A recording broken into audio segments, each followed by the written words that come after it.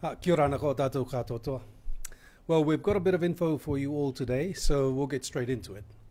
Firstly, let me just say that we should all be very encouraged by the way the outbreak on Rarotonga has been tracking so far, and by how well Te Marae Ora and our other government agencies have been handling things to date. So our daily new case totals are reaching around the 150 mark, and while we did record 173 new cases earlier this week on Monday, we also had a higher number of tests carried out on that day as well. So our new totals as of 8 a.m. this morning, we have recorded 2,118 positive cases to date, with 1,396 recovered and 722 currently active cases. In addition, we also have 977 household contacts in quarantine. These are the ones testing negative but are in quarantine. Remember, if you are one of the recovered COVID cases, you qualify for a green freedom pass. So you can contact your puna to get yours so that you will no longer need to get tested or to be in isolation. Also, there is the purple essential worker pass for those that are in quarantine but test negative.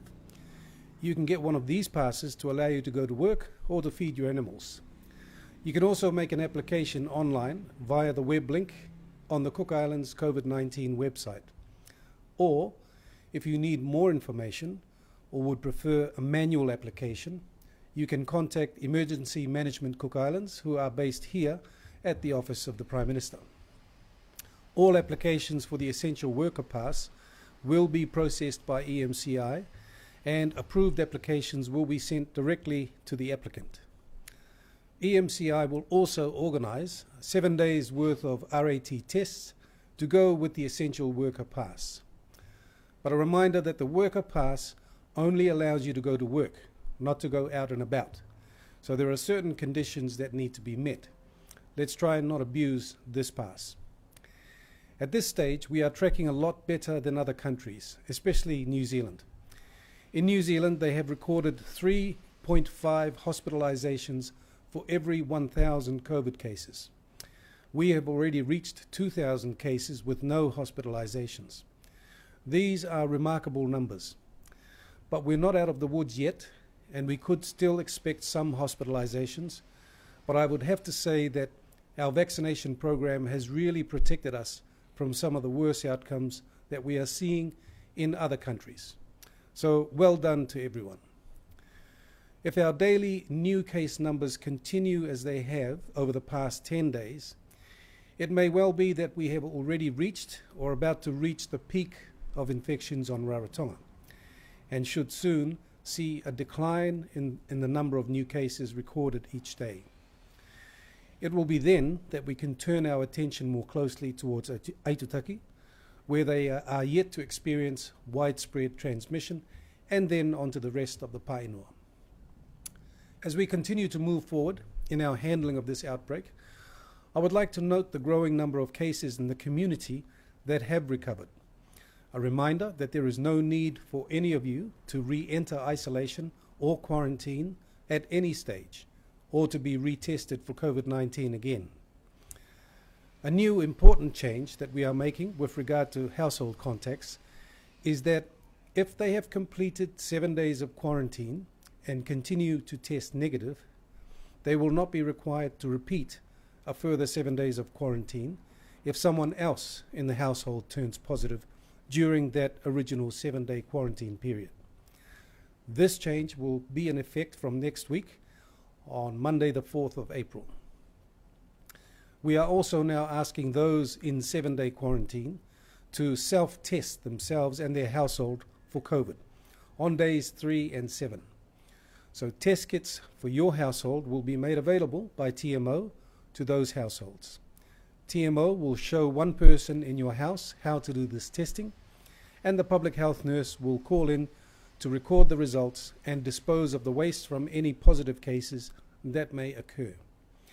This change is being made to help alleviate the current pressures on our TMO workforce, as well as to encourage households to take responsibility for their own COVID healthcare.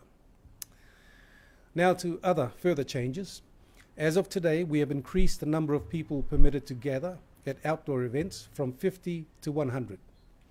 The maximum limit of 50 people for indoor settings is still in place, however, and will be next reviewed in 2 weeks' time. The restriction on passenger travel to the Paenua outside of Aitutaki has also been extended today and will also be reviewed 2 weeks from now. One thing we are discussing now is to allow green card holders to be able to travel to the Paenua because they are not infectious and not a risk of being a carrier of the virus. Hopefully we can put this into practice next week. On some other good news, contact sport has been reinstated as of today, with the proviso that players return a negative test on the day of their sport. But of course, if you're a green card holder, then you don't need to test. I know that some sports codes are delaying the resumption of competition until after we have reached our peak. This is a good idea, as we do have a large number of people in isolation, so waiting for a week or two is good thinking. We've also received some pushback on the charging of RAT tests for players. This can become an expensive exercise for team sports in particular. So I've asked my team to review this and come up with a better solution by next week. Also, as of today, we are now putting our CookSafe QR card contact tracing system into hibernation and will no longer require people to tag in at businesses and other organizations, or for these organizations to continue to have CookSafe card scanners in place. There are some new changes now that the New Zealand government has put in place for travellers going to New Zealand. From April the 8th, the New Zealand government will be requiring all travellers going to New Zealand to self-test themselves for COVID and report the results on day 0 and day 3 following their arrival. Free RAT tests will be provided by the New Zealand government to allow you to test yourself on arrival. Everything else remains the same. We don't need to test before your flight to New Zealand, and all other quarantine-free travel arrangements between New Zealand and the Cook Islands remain in place. We are now another week closer to allowing visiting Australian passport holders to enter the Cook Islands. This will happen from April the 12th, with all other travellers permitted entry from May the 1st. Visitors will still be required to be fully vaccinated before travelling here, but as of May the 1st, we will be waiving the vaccination requirement for all travellers aged 16 years and under.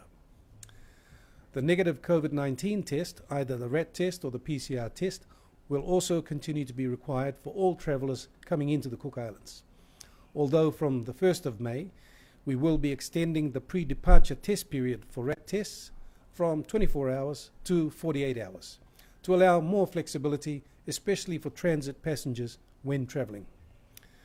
At the same time, we will be updating our air border regulations so that pre-departure COVID tests for travellers to the Cook Islands can be taken anywhere, not just in New Zealand. This will allow travellers from Australia or other countries to travel direct to the Cook Islands as long as they meet all other requirements. Well, that's all we have for you right now, and I know we've quite a bit of information to take in.